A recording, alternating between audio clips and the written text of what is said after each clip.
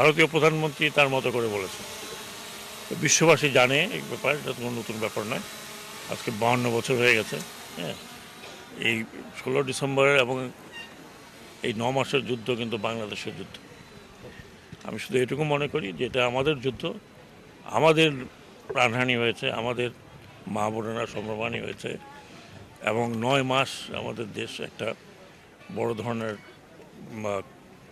বলবো রক্তপাতের মধ্যে ছিল।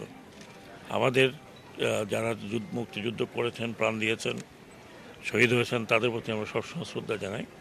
যারা বেঁচে আছেন আমি মনে করি তারাও আহত হবেন কোথায়, কারণ আমাদের যুদ্ধটি আমরা শুরু করেছিলাম, আমাদের যুদ্ধটি আমরা সমাপ্ত করেছি। সেখানে সাহায্য সহযোগিতা ডেফিনেটলি ভারতের ছিল, এতে কোনো সন্দেহ নেই। আমরা সেটাও স্মরণ করি এবং সবসময় স্মরণ রাখি একটা ফ্রেন্ডলি কান্ট্রি হিসেবে। এখন ওটা যদি ওনারা অন্যভাবে ইতিহাসে দেখেন সেটা ওনাদের ব্যাপার। আমরা আমাদের ইতিহাসে মনে করি আমাদের এই মুক্তিযুদ্ধ বিশ্বের অন্যতম শ্রেষ্ঠ ঘটনা যা ঘটেছে বিশ্ব ইতিহাসে।